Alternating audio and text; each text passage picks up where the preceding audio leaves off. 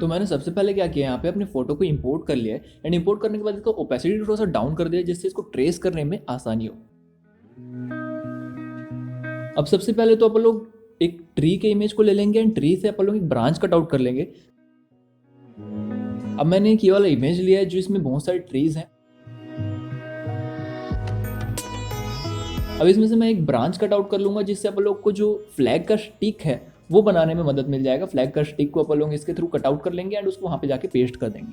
अब ये जो पेन टूल के थ्रू सिलेक्शन का प्रोसेस होता है ना, वो बहुत ज़्यादा टाइम कंज्यूमिंग होता है। तो इसमें अपन लोगों को एक एक एंकर पॉइंट क्रिएट करना पड़ता है। एक एक कर्व्स के थ्रू जो है अपन लोग सिलेक्शन को क्रिएट करते हैं, एक एक जगह पे पॉइंट्स बनाते हैं एंड उसके कारण अपन लोगों को बहुत ज़्यादा टाइम लगता है इसको सेलेक्ट करने में। तो वो पूरा का पूरा सिलेक्शन वाला प्रोसेस तो मैं आपको नहीं दिखा सकता, नहीं तो पूरा का पूरा वीडियो बहुत लंबा हो जाएगा।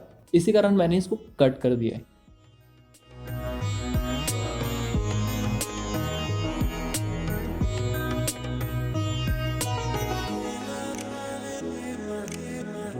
अब मैंने यहाँ पे क्या किया है, मैंने यहाँ पे इस स्टिक को यहाँ पे पेस्ट कर लिया। पेस्ट करने के बाद पपेट वॉक के यूज से इसके शेप को उस ड्राइंग के स्टिक के हिसाब से अलाइन कर लिया।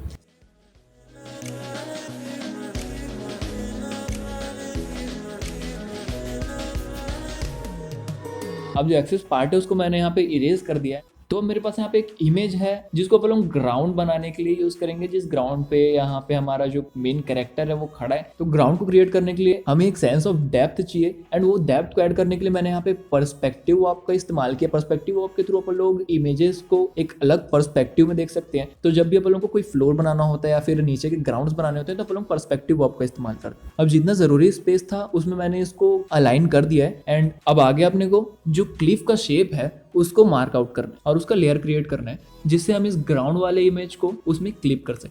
अब ये क्लिफ है तो हम लोग को यहाँ पे रॉक्स एंड स्टोन्स के टेक्सचर भी डालने पड़ेंगे। तो मैं यहाँ पे एक स्टोन का टेक्सचर यहाँ पे यूज कर रहा हूँ जिसको अपन लोग इसके साइड में यूज करेंगे एंड साइड में यूज करने के बाद इसको अपन लोग वहाँ पे थोड़ा फेड आउट एंड अलग अलग इफेक्ट्स लगाएंगे एंड वो सब लगाने के बाद जो है ये जो इन्वायरमेंट है उसमें ब्लेंड हो जाएगा। तो यहाँ पे एक मेन चीज मेरे को क्या लगाना पड़ा कि यहाँ पे जो हमारा जो बैकग्राउंड वाला इमेज है उसमें मोशन ब्लर है एंड वो सेम मोशन ब्लर अपने को इस स्टोन वाले इमेज में भी लगाना पड़ेगा बैकग्राउंड से इसको ब्लेंड करने के लिए। अब मैंने यहाँ पे एक और स्टोन का टेक्सचर ले लिया एंड स्टोन के टेक्सचर का कलर थोड़ा सही नहीं था तो इसको मैंने कलर करेक्ट कर लिया एंड कलर करेक्ट करने के बाद इसको वहाँ पे मैंने पेस्ट करके ऐड कर दिया।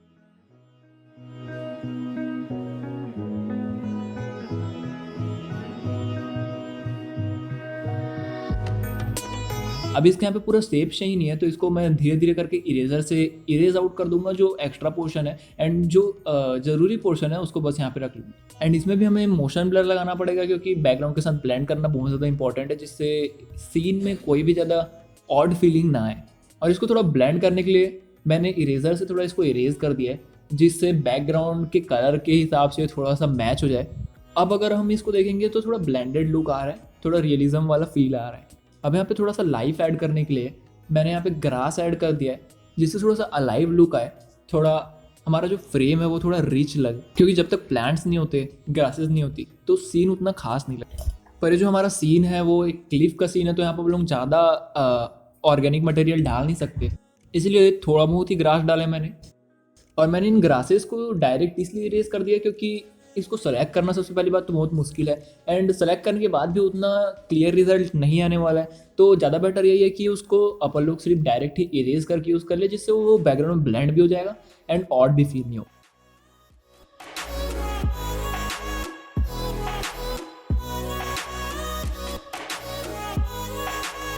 अब जो मैंने शेप क्रिएट किया है वो पूरा का पूरा शेप एकदम क्लीन एजेस वाला लग रहा है एंड वो जो क्लीन एजेस है वो कहीं भी नेचुरल नहीं लग रहा है, कहीं भी जो ऑर्गेनिक फील उसमें आना चाहिए वो फील नहीं आ रहा है। तो उसके लिए अपन लोग उसको थोड़ा सा टेक्सचराइज करेंगे, थोड़ा रैंडमाइज करेंगे।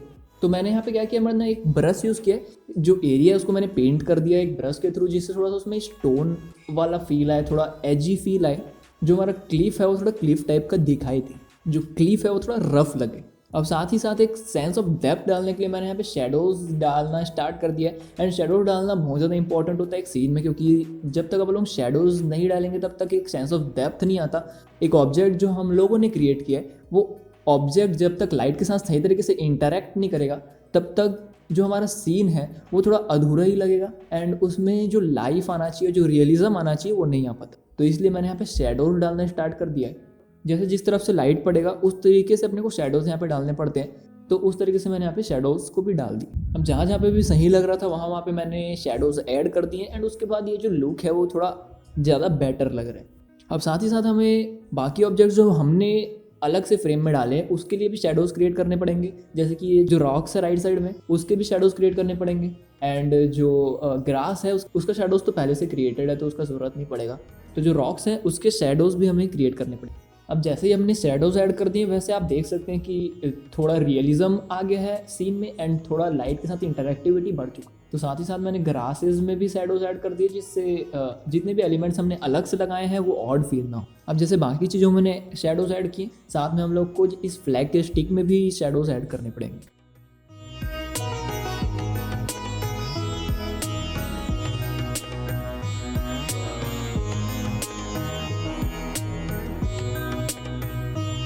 अब जो फ्लैग था उसको भी मैंने मार्क कर लिया है, सेलेक्ट कर लिया है एंड अब इसके बाद मैंने इसमें एक वाइट कलर के क्लॉथ का टेक्सचर ऐड कर दिया जिससे एक रियल क्लॉथ वाला फीलिंग आए एंड अब पपेट वॉप के थ्रू इसको सही तरीके से इस इमेज के हिसाब से फिट कर दिया।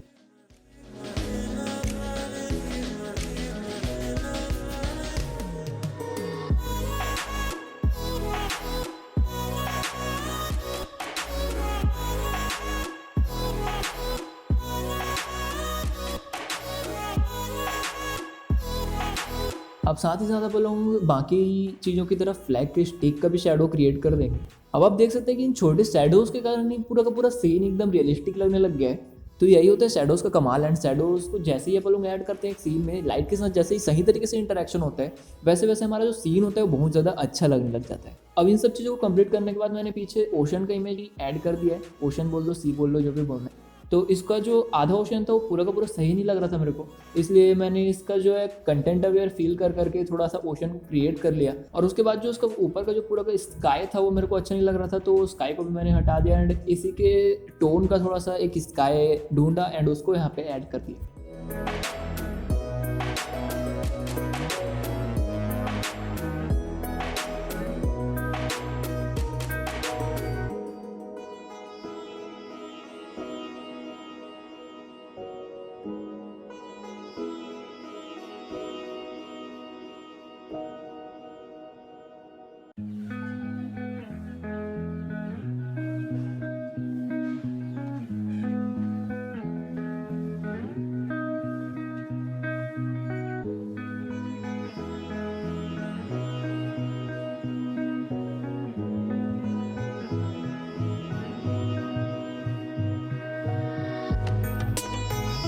अब फाइनली जो अपना मेन कैरेक्टर है उसके कपड़े को भी अब सेलेक्ट कर लेना है एंड उसमें क्लॉथ के टेक्सचर ऐड कर दें।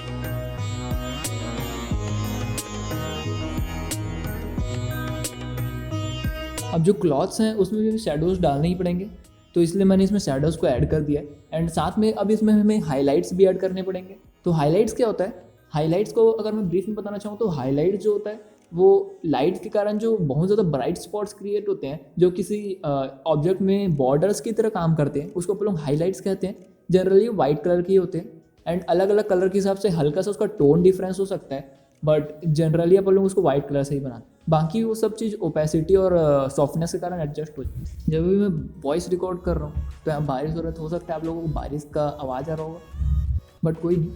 अब साथ ही साथ मैंने फ्लैग में भी हाइलाइट्स ऐड कर दिए।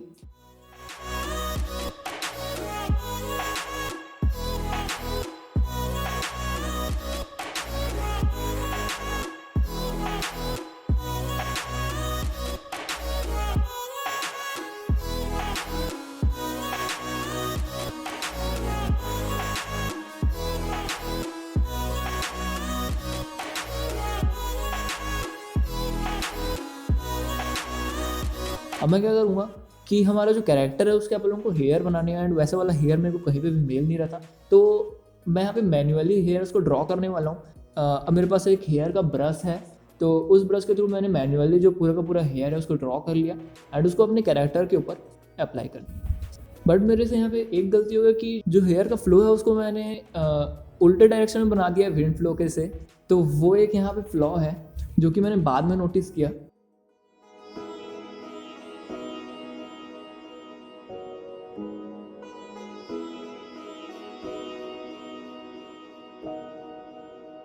अब हमारे ड्राइंग में एक नीचे शिप भी था, तो शिप तो नहीं बोल सकते, बोट था, पर यहाँ पे मेरे को बोट का जो इमेज है वो नहीं मिला वैसे वाला, तो इसलिए मैंने वाला जो शायद ऑयल का शिप है या फिर कार्गो शिप, पता नहीं कौन, पेट्रोलियन वाला शिप है, तो ये वाला शिप को हम लोग वहाँ पे ऐड कर देंगे। तो मैंने इस वाले शिप को ही वहाँ पे ऐड कर दिया।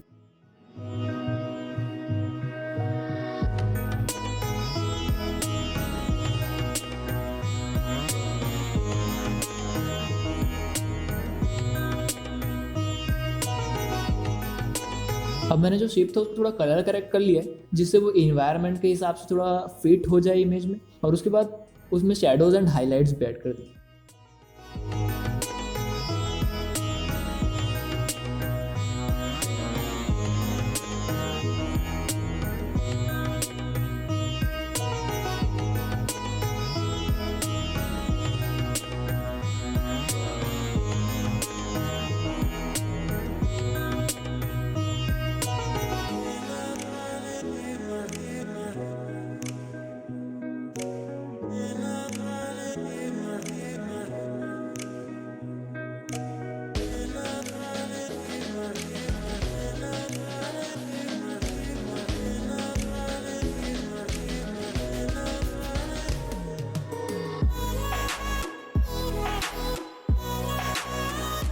अब यहाँ पे क्लिप्स के कुछ जगह के शेडोज सही नहीं लग रहे थे मेरे को, इसलिए मैंने उन शेडोज को थोड़ा सा करेक्ट कर दिया जिससे थोड़ा सा और रियलिज्म और थोड़ा सा सेंस ऑफ डेप्थ आ जाए और हमारा इमेज कम्प्लीटली सही लगने लगे।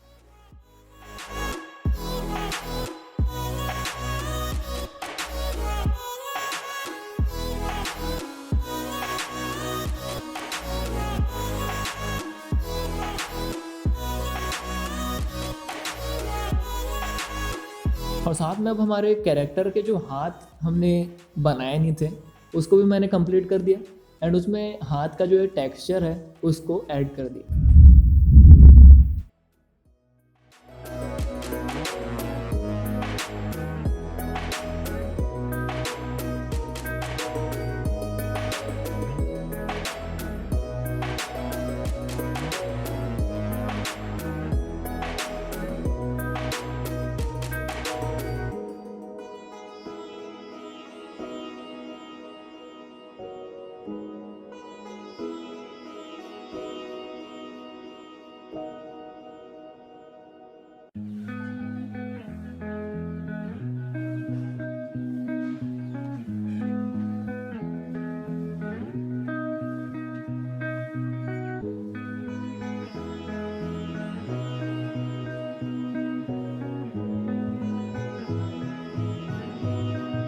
अब फ्लैग के भी कुछ शेडोज एंड हाइलाइट्स में मेरे को गड़बड़ लग रहा था, इसलिए मैंने फ्लैग के शेडोज एंड हाइलाइट्स को भी थोड़ा चेंज किया कर्व्स को सही तरीके से मैच करने की। और जहाँ पे शेडोज सही थे एंड कर्व्स सही नहीं थे वहाँ पे थोड़ा सा पार्ट इरेज करके उन कर्व्स को सही बना दिया।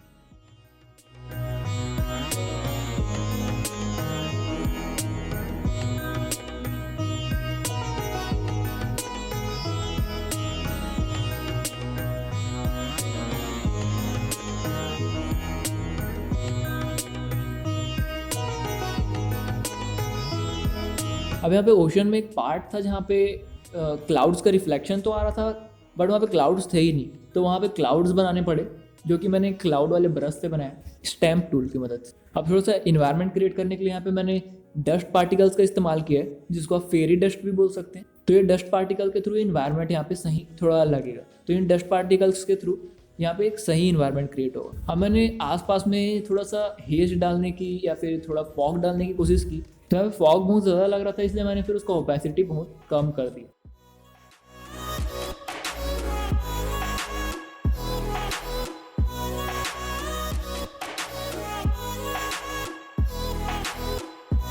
अब यहाँ पे लास्ट थोड़ा फिनिशिंग टच देने के लिए मैंने यहाँ पे कैमरा फिल्टर का इस्तेमाल किया एंड यहाँ पे कुछ सेटिंग ट्विक्स करने के बाद हमारा इमेज कुछ इस तरीके का दिखे।